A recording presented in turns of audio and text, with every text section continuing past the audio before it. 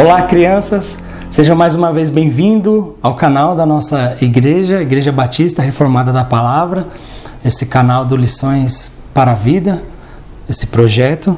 Hoje nós vamos dar início a esta última aula desta pequena série que nós estamos aprendendo no livro de Romanos, de Coríntios, de algumas epístolas de Paulo. Hoje esta aula de número 184. Para dar início a esta aula, vamos abrir as nossas Bíblias.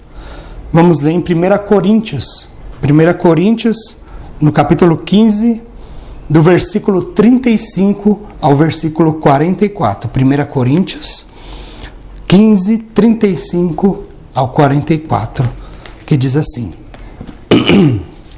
Mas alguém dirá: como ressuscitarão os mortos? E com que corpo virão? Insensato! O que tu semeias não é vivificado, isto é, o que tu planta não há de nascer, se primeiro não morrer. Primeiro você enterra a semente e depois ela nasce, ela cria vida. E quando semeias, não semeias o corpo que há de nascer, mas o simples grão como de trigo ou de outra qualquer semente. Mas Deus dá-lhe o corpo como quer, e a cada semente o seu próprio corpo. Nem toda a carne é uma mesma carne, mas uma é a carne dos homens, e outra a carne dos animais, e outra a dos peixes, e outra a das aves. E há corpos celestes e corpos terrestres, mas uma é a glória dos celestes, e outra a dos terrestres. Uma é a glória do sol, e outra a glória da lua, e outra a glória das estrelas, porque uma estrela difere em glória de outra estrela. Assim também a ressurreição dentre os mortos, semeia-se o corpo em corrupção, ressuscitará em incorrupção. Semeia-se em ignomínia, isto é, em desonra, ressuscitará em glória, com honra. Semeia-se em fraqueza, ressuscitará com vigor. Semeia-se corpo natural, ressuscitará corpo espiritual. Há corpo natural e há também corpo espiritual. Só até aqui. Nesta série aqui, nas últimas aulas desta série, destes livros das epístolas de Paulo, nós aprendemos sobre, na primeira aula, homens e mulheres que caíram, a queda do pecado e o plano de Deus para a salvação, mesmo depois de uma grande queda, aí o plano que Deus tem de salvação para com muitos homens. E depois nós aprendemos que neste grande plano, Deus ele chama pessoas para serem salvas, chamam pessoas para entrar no seu reino celestial nos céus. E depois também nós aprendemos que neste chamado que Deus dá, que muitos recebem, eles recebem um passaporte, um convite, a justificação, sendo justificados diante de Deus, para se tornarem pessoas adequadas, ou assim por dizer, merecedoras, não pelo seu merecimento, mas pelo merecimento de outro, Jesus Cristo, para entrar no céu. E também nesta última aula de domingo passado, vocês aprenderam sobre como tudo isso que acontece, o chamado, esse plano de salvação, como se tornam filhos de Deus, sendo adotados para a família de Deus, se tornando filhos de Deus pela salvação, esses que foram chamados, então santificados, melhorados neste mundo para a glória de Deus e para viverem para o Senhor. Não foi isso que nós aprendemos? Este chamado de Deus, este grande plano mesmo nesta queda tão triste, tão horrível. E hoje nós vamos aprender que mesmo com essas experiências, com esse chamado, com este cuidado de Deus, com estas provisões de Deus na vida daqueles que são salvos, os crentes, filhos de Deus, ainda há coisas maravilhosas para que vão acontecer para aqueles que foram salvos pelo Senhor Jesus. Ainda há coisas maravilhosas, mais destas coisas maravilhosas que já aconteceram com estes que foram salvos. Então nós hoje iremos aprender sobre isso. Nós nos lembramos do Senhor Jesus Cristo, né, quando Ele veio neste mundo, deixando o seu lugar celestial de glória, de honra, de poder, um rei eterno, saindo do seu trono de glória e vindo a este mundo, se tornando um homem, se vestindo de pele, carne e osso, se humilhando como nós, para viver uma vida perfeita e se entregar na cruz, a grande humilhação da cruz, para salvar pecadores. E nós nos lembramos que o próprio Deus não poupou o seu próprio Filho, né? O fazendo enfermar, o fazendo sofrer no lugar de pecadores para a salvação naquela cruz. Mas nós nos lembramos que o Senhor o recompensou, o honrou ao terceiro dia, no domingo, o dia que hoje nós chamamos o dia do Senhor. O terceiro dia, o Senhor Jesus, Ele ressuscitou dentre os mortos, sendo exaltado por Deus, mesmo depois desta grande humilhação, de se entregar no lugar de pecadores. E Ele também, depois de ter ensinado muitos dos seus discípulos, depois Ele subiu aos céus para ser exaltado nos céus pelas hostes celestiais e por todos aqueles que estão diante do trono de Deus, ali os anjos, serafins e todos o reino celestial.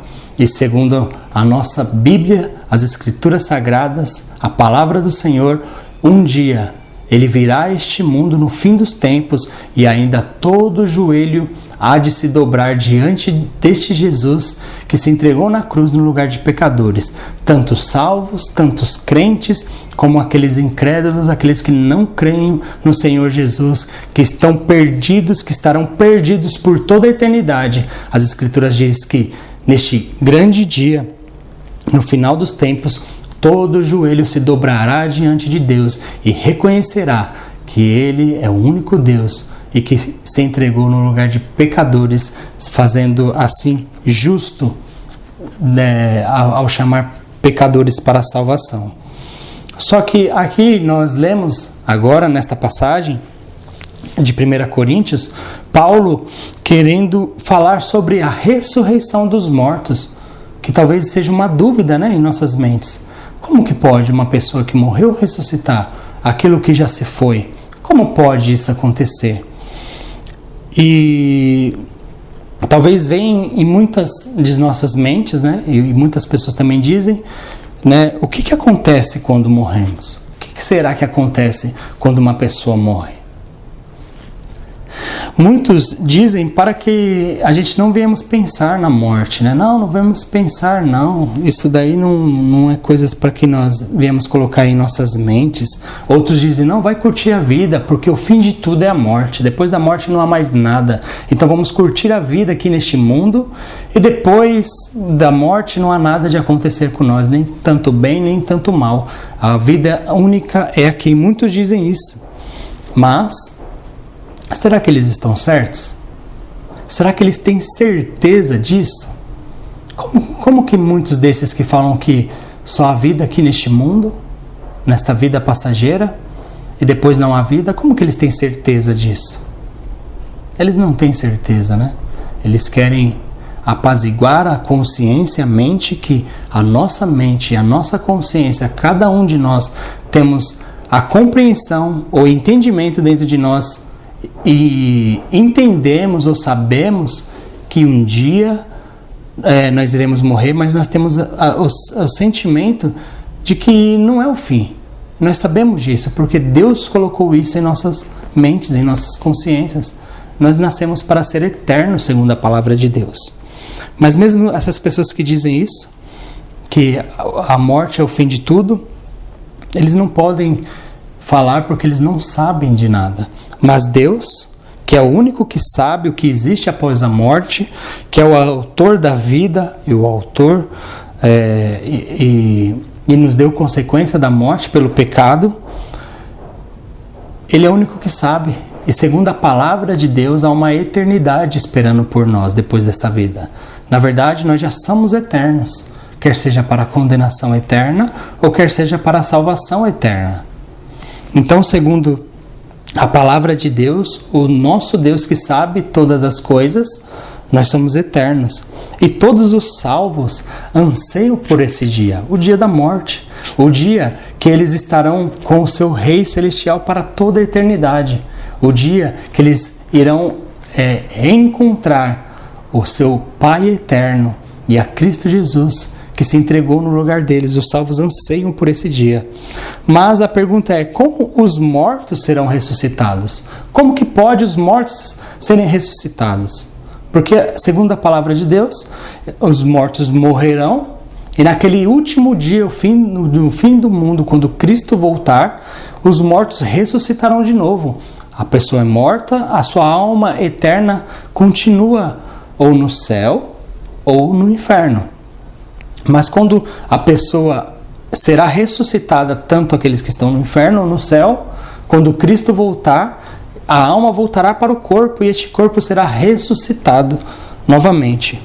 Mas segundo as Escrituras, uns ressuscitarão para a condenação e os salvos para o julgamento de suas obras, não para serem julgados para a condenação mais, porque já estão julgados. As Escrituras dizem que quem crer no Senhor Jesus Cristo já é salvo. Quem crer no Senhor Jesus Cristo, quem buscou Ele para a salvação, já está salvo. E quem não crer, nesse exato momento, se você não creu no Senhor Jesus Cristo, você já está condenado, segundo a palavra do Senhor.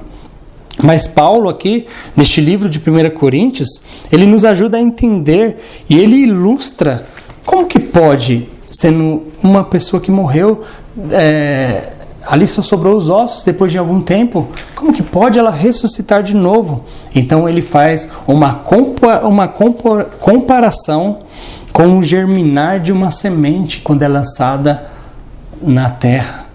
Então ele faz essa comparação. E ele faz essa comparação aqui falando sobre a semente. Primeiro, sobre semeados em corrupção. Semeados em corrupção. A semente, né, aqui nós vemos, ela parece ser algo desprezível, né, morto, seco, algo, como diz a própria palavra, corrupto, né, não quer dizer nada, parece sem vida, sem sentido até muitas vezes, né, uma sementinha. O que pode fazer isso para quem não conhece?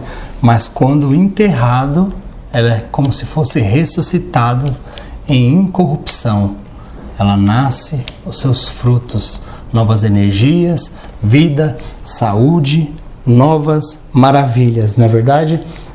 Então Paulo faz essa ilustração dessa semente. E nós olhamos também para as vidas nossas, né? Desde a chegada do pecado, tudo é corrupto, não é verdade? Tudo é corrompido neste mundo. Um carro, por exemplo, um dia ele ficará velho, um dia ele não prestará para mais nada. Um livro, né, quando nós ganhamos, em pouca semana nós vemos ele já sujo, empoeirado, resultado do pecado, sujeira ao mundo. E muitas coisas estragam e envelhecem. Nós mesmos envelheceremos, se o Senhor permitir, muitos de nós, e seremos mortos, né, um dia. Mas as Escrituras dizem como esse fruto que nasceu, no dia da ressurreição dos corpos dos crentes, eles serão renovados. É como esta semente, ela foi plantada ali, nós olhamos para ela, não há vida nela, mas depois que ela é colocada na terra, a água semelhante à palavra de Deus é lançada em cima dela e ela vai crescendo e vira uma grande planta, uma árvore, ou frutas, alimento, o que quer que seja. Porém, no dia da ressurreição, os crentes também serão renovados. Esse corpo aqui que é fraco, esse corpo aqui que é cansado, esse corpo aqui que comete pecados muitas vezes, ele será ressuscitado em perfeição, renovados no dia da ressurreição dos mortos, o corpo dos crentes. E também nós vemos aqui que é semeada em desonra, né? Nós vemos aqui desonra. Nós vemos um enterro aqui, né? Nós vemos aqui também esta planta aqui sendo enterrada tão feia, né? Talvez seja uma de cebola, não sei o que seja isso aqui, batata, mas é tão feio. Desonra quando a semente, o bulbo aqui, na verdade, né, que ainda não foram plantados, são feios, não tem contemplação nenhuma, ninguém contempla eles, né? Olha a feiura que eles são. Os corpos também chegam a um fim feio, né? A morte, a decomposição, são acontecimentos desonrosos, mas depois que plantado aquela semente ali, ela se torna em grandes frutos, flores, glória, triunfantes, né? Desfrutando também aqui de Deus, como nós vamos aprender. Os nossos corpos, depois de enterrado dos crentes, é o começo de um novo processo. Em pouco tempo aqui, quando é plantado esses frutos, depois de um tempo aparecem folhas, flores, se torna um objeto de beleza, não mais aquele objeto feio que não tem contemplação nenhuma, mas agora algo a ser contemplado. Muitas vezes flores cheirosas, frutos que trazem muitas coisas boas para o mundo, para as pessoas. Assim vai ser os crentes, os novos corpos dos crentes na ressurreição. Será um corpo capaz de realizar coisas gloriosas. Não será mais esse corpo de pecado, esse corpo que cansa, esse corpo que se fadiga, que sente a queimação do sol, no inverno aquele frio, aquelas dores do frio, tristezas. Não, será um corpo glorioso, um corpo maravilhoso, um corpo que não se cansa, que pode viajar quilômetros e quilômetros sem se cansar nem um pouco sequer. E principalmente, este corpo será feito de tal forma a desfrutarmos do nosso Criador, a louvarmos a Ele, assim como Ele é digno de receber todo louvor, e a desfrutarmos do nosso Senhor com grande sabedoria, porque será nos dado uma mente gloriosa, uma mente poderosa, sabedoria grandiosa para aqueles que serão salvos e ressuscitados para adorar junto com as hostes celestiais e louvar ao nosso Senhor com grande sabedoria. Isso é maravilhoso. E também, aqui neste mundo, nós somos semeados em fraqueza. A semente, quando é deixada sozinha, né? Quando nós vemos aqui, elas são inúteis, né? Ela é fraca, não serve para nada. Ela não serve para nada. Chega talvez uma certa idade em nossas vidas que neste mundo aqui nós não serviremos para muitas coisas, não, nós seremos inúteis. Passará só a nossa espera da morte, dias tristes, né? Mas quando esta planta ela é enterrada no solo, uma planta, ela há de nascer uma planta ou uma árvore produtiva, com muitos suprimentos, alimentos, até remédios, né? Para salvar muitas vidas com vigor. Assim será nós, perfeitos, inteligentes, sábios, né? Com grande sabedoria. Iremos ter a mente perfeita de Cristo, seremos conformados à imagem do Deus eterno, a Cristo Jesus. E a terra aqui é este lugar de fraqueza. É este lugar de frustração, tristeza, dores, choros. A terra, né? Desde a queda dos homens, desde a queda do pecado, homens são dominados pelo pecado. O domínio do pecado está sobre cada um de nós. Nós somos dominados, por isso que há tanta tristeza, tanto mal, tantas coisas ruins neste mundo. É por causa do pecado. O pecado é a causa disso que está em nós. Mas no fim dos tempos, quando o corpo do crente for ressuscitado, não terá mais problemas. É o fim dos problemas. O pecado não terá mais poder, não existirá mais, na verdade. O pecado que gera o grande problema não existirá. Será um corpo perfeito, um corpo que não sentirá mais dor.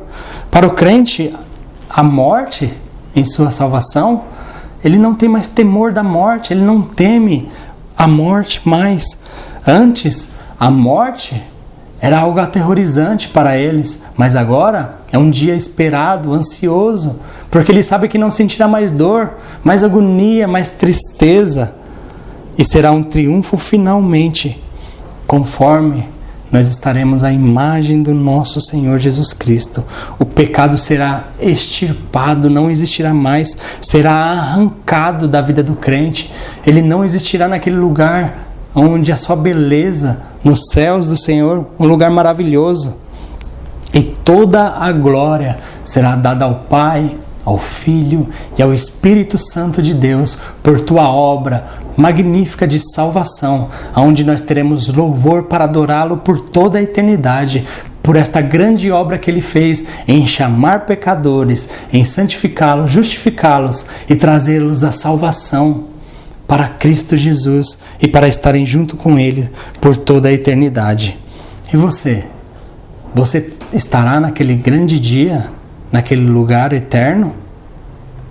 Você estará nos céus com o Senhor nesse lugar de grande alegria? Talvez você fale assim, agora neste momento eu temo. Será que não? Será que eu ficarei na tristeza eterna? Você não precisa ficar. É só você buscar ao Senhor para a salvação. Isto não é coisa de adultos, de pessoas que têm algum conhecimento maior, não. Crianças, qualquer idade, o Senhor chama todos para a salvação. Se você buscar ao Senhor, você terá muitas alegrias neste mundo, muitas certezas neste mundo, nesta vida passageira, e você terá grandes, triunfantes, maravilhosas alegrias no céu eterno com o teu Criador, que se tornará o teu Pai, o teu Senhor e o teu Deus. Busca o Senhor para que você tenha certeza que estará neste lugar por toda a eternidade. Busque a Ele com toda a sua força, todo o seu vigor de criança. Busque ao Senhor a cada dia. Clame a Ele por perdão, por salvação, para que você esteja nos céus com o teu Criador. Para finalizar essa aula, antes de cantarmos este hino de número 64, eu gostaria de ler com vocês no livro de Apocalipse, o capítulo 7, do versículo 9 ao 17. Apocalipse, capítulo 7, do versículo 9 ao 17. Depois disso nós iremos cantar um hino ao nosso Senhor. Diz assim: Depois destas coisas, olhei, aqui é João dizendo, e eis aqui uma grande multidão, a qual ninguém podia contar, de todas as nações, todos os países, de todas as tribos, de todos os povos, de todas as línguas que estavam diante do trono e perante o Cordeiro, Jesus Cristo, que é o Cordeiro de Deus. E estas pessoas, elas estavam trajando vestes brancas e com palmas nas suas mãos, com plantas de palmeiras em suas mãos, e clamavam com grande voz, dizendo: Salvação ao nosso Deus, que está assentado no trono, e ao Cordeiro. E todos os anjos estavam ao redor do trono, e dos anciãos, e dos 4 animais. E prostraram-se diante do trono sobre seus rostos, e adoraram a Deus, dizendo: Amém, louvor e glória, e sabedoria, e ação de graças, e honra e poder, e força ao nosso Deus, para todo o sempre. Amém. E um dos anciãos me falou, dizendo: Estes que estão vestidos de vestes brancas, quem são? E de onde vieram? E eu, João, disse-lhe: Senhor, tu sabes. E este ancião me disse-me: Estes são os que vieram da grande tribulação deste mundo, e lavaram as suas vestes, e as branquearam no sangue do Cordeiro, foram salvos. Por isso, estão diante do trono de Deus, e o servem de dia e de noite no seu templo. E aquele que está sentado sobre o trono os cobrirá com a sua sombra. E estas pessoas que estão ali diante de Deus agora, no céu, nunca mais terão fome. Nunca mais terão sede. nem sol, nem calor algum cairá sobre eles. Porque Jesus Cristo, Cordeiro, que está no meio do trono, os apacentará. E lhe servirá de guia para as fontes vivas das águas, e Deus limpará de seus olhos toda a lágrima.